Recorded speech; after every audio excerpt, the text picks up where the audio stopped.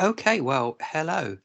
Um, I've been invited by the Lindsay Led Club Foundation to do um, a podcast, or indeed two podcasts, from the perspective of life as a mature nursing student. I'm very happy to oblige, and I'll I'll have my penny's worth, and people can make what they will of my comments. Um, I'll start by introducing myself. My name is Jonathan. I'm a mature student in his early 50s, nearer my mid 50s actually, studying for in the second year of the Masters in Adult Nursing at a university in the east of England. Um, I thought I'd devote this first podcast to my perspectives as a mature student. Um, which perhaps might differ from possibly from younger students, but of course everyone is different. Uh, I think really I get asked two questions as a mature student. One is what brought me into nursing so late in my career. Sometimes followed with by "Are you mad?" Which I sometimes think I must be. My partner gave a slight who sat next to me gave a slight chuckle there. And the other one, inevitably, is what do you think about the future of nursing and nurse training, given the current status of the NHS, which is in the headlines as we know every day. We hear about crisis, chronic shortage of medical staff, not least nurses, and so forth. So I'll address the 2 points first. First of all, in terms of what brings me into to nursing, I'll start with my background. I've worked in the past in quite a variety of roles. I've worked as a teacher of adults and sixth form students. I've worked as a careers advisor. Um, I've worked as an employment and training advisor in the community and a community development worker. And more recently, and perhaps my longest period of work, was in um, social care, working specifically with adults with learning disabilities and to a lesser extent with older adults, some of whom had early stage dementia or other cognitive impairments. And that was both in supported living environments, that is, houses, and also in day service facilities, which is obviously where people go to engage in various activities, recreational and social, and so forth. I have had nursing on my radar really probably since the early noughties. Interestingly, since my days as a community worker in Manchester, where in an area of major neighbourhood regeneration, a multidisciplinary approach was adopted to trying to address some of the issues amongst the communities in that area as part of that regeneration agenda. And I did a lot of work with health visitors, midwives, and nurses who popped up in the most interesting places. I remember particularly working on developing resources to support asylum seekers and refugees, and attending meetings with a church group, the chair of whom was wouldn't have known if I hadn't asked, a registered qualified nurse.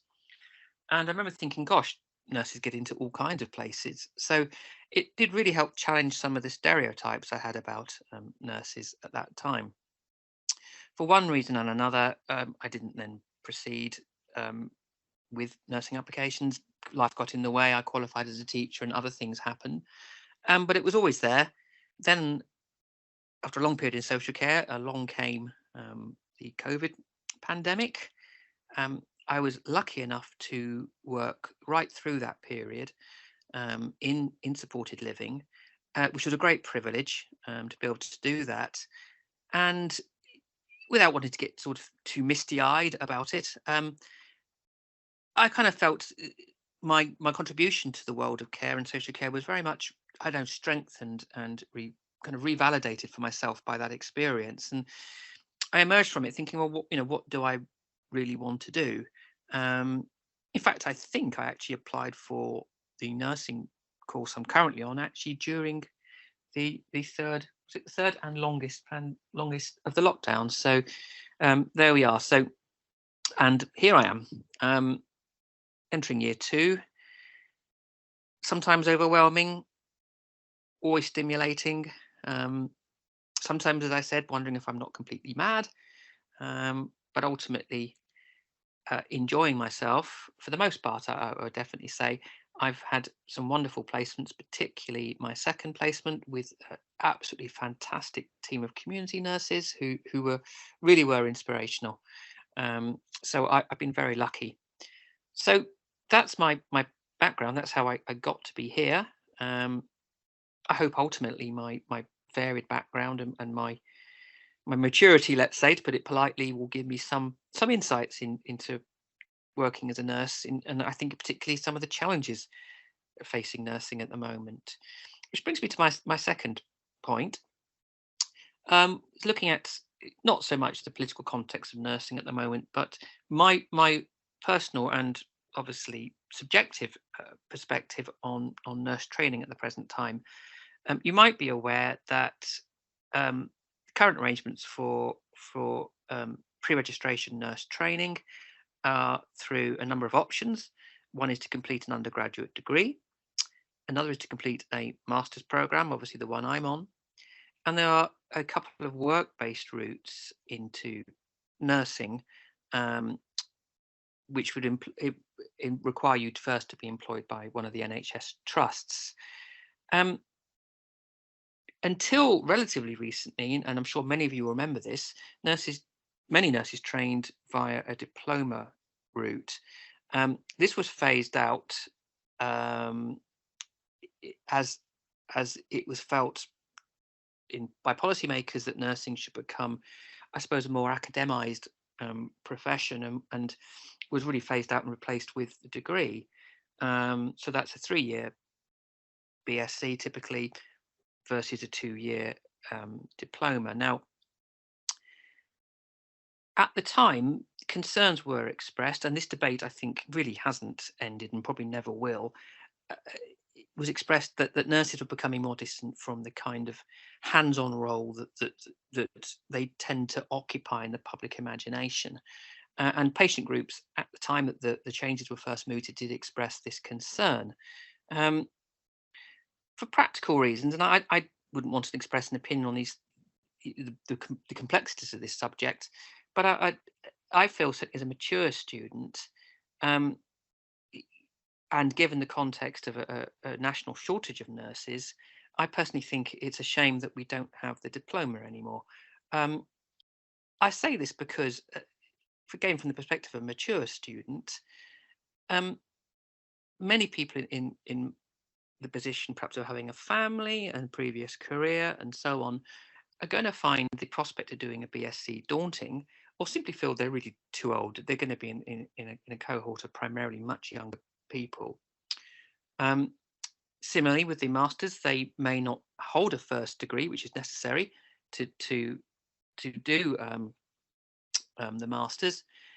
And indeed, if they do, they may not really relish the prospect of quite an academized, again, course. Sounds like perhaps a made-up word, but I'm sure you understand what I mean. And they may not really relish the prospects of completing, for example, a dissertation. I felt certainly for the mature student, and I still feel the diploma would be an attractive route, particularly since the work-based route is an uncertain one. Giving up a career, for example, to apply for a job as an HCA in the hope that you have an opportunity to move on to an in-work training route through a trust is a kind of uncertain path, and quite a big step when you're of advanced years, and you perhaps feel that you need to maximize the time available to you. So I suppose what I'm really saying is, yes, let's have the masters, let's have the degree route and the work-based routes, but perhaps policymakers in my ideal world would revisit the idea of reintroducing a nursing diploma, because I think it would attract more mature applicants to the nursing profession who I feel perhaps at the moment are discouraged from doing so by the routes available to them. So that's the end really of my first podcast for Leg Club. It's gone a little longer than I expected, but I hope it's given you some ideas. and you may have opinions about what I've said, or agree or disagree. But it's been nice to have an opportunity to talk about some of my perspectives as a mature student. And as I said at the beginning, I'm going to make another recording, and this one will be on an entirely different subject, but again, with a bit of a perspective as a mature nursing student. So many thanks.